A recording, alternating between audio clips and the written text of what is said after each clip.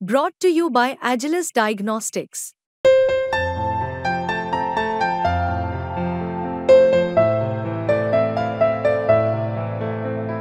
Agilus Diagnostics.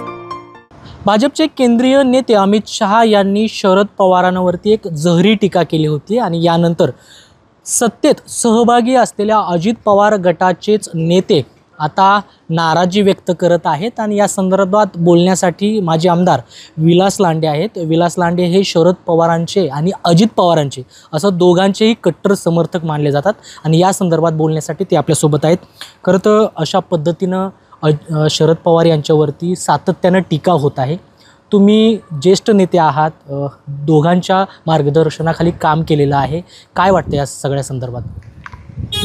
खरं पाहिलं तर एक मनाला वेदना देणारी ज्यावेळेस काही भावना व्यक्त केली जाते तर सर्वसामान्यांना सुद्धा त्या ठिकाणी असं वाटतं की आदरणीय शरद पवार हे गेली 60 वर्ष आपल्या राजकीय जीवनामध्ये देशामध्ये राज्यामध्ये काम करत असताना त्या ठिकाणी कसलाही कलंक नसणारा नेता कोण तर शरद पवार।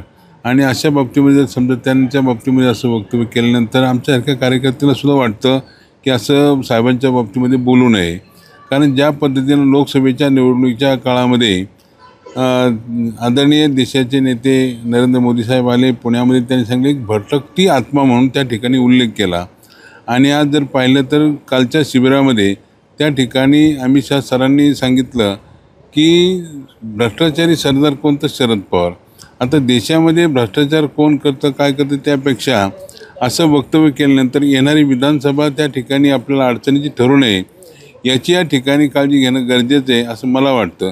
कारण शेवटी एक सर्वसामान्यातला असणारा सहकारामध्ये कामगाराच्या चळवळीमध्ये दीनदलितांचं काम करणारा नेता कोणतं शरद पवार आहे। त्यामुळं आम्हाला असं वाटतं की त्या ठिकाणी त्यांनी या सर्व गोष्टीची दखल घ्यावी। तशी पत्रसुद्धा मी त्या ठिकाणी भारतीय जनता पार्टीला ते मी देणार आहे की त्याच्या दिलेलं आहे की त्याच्यामध्ये ह्या सर्व गोष्टी आपण टाळाव्यात जेणेकरून आपल्या राज्यातल्या असणाऱ्या हे सर्व काही गोष्टी शांततेत राहतील असं माझ्यासारख्या कार्यकर्त्याला वाटते।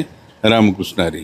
शरद पवार हे ज्येष्ठ नेते आहेत, परंतु भाजपचे जे ज्येष्ठ आणि वरिष्ठ नेते आहेत त्यांच्याकडून वारंवार शरद पवारांवरती टीका होत आहे। नेमकं कारण काय आहे टीका होण्याचं?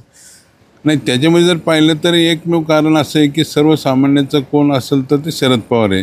त्यामुळं त्यांच्या शरद पवारांसारखं सुद्धा त्यांनी वागावं जेणेकरून आपल्या राज्याची सुद्धा त्या ठिकाणी परिस्थिती चांगली सुधारेल असं मला वाटतं। त्याच्यामध्ये की भारतीय जनता पार्टीने शरद पवार जसे ज्या पद्धतीने लोकांच्यामध्ये समरस होतात, एक प्रामाणिकपणे सेवा करतात, तसे या लोकांनी त्याची तसं जर दखल घेतली तर निश्चितपणे ती सुद्धा अडचण येणार नाही असं मला वाटतं इथं।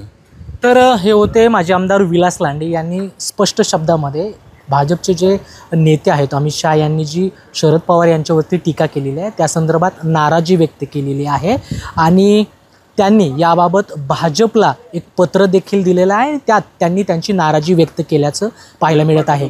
कृष्णा पांचाळ, मुंबई तक, पिंपरी चिंचवड, पुणे।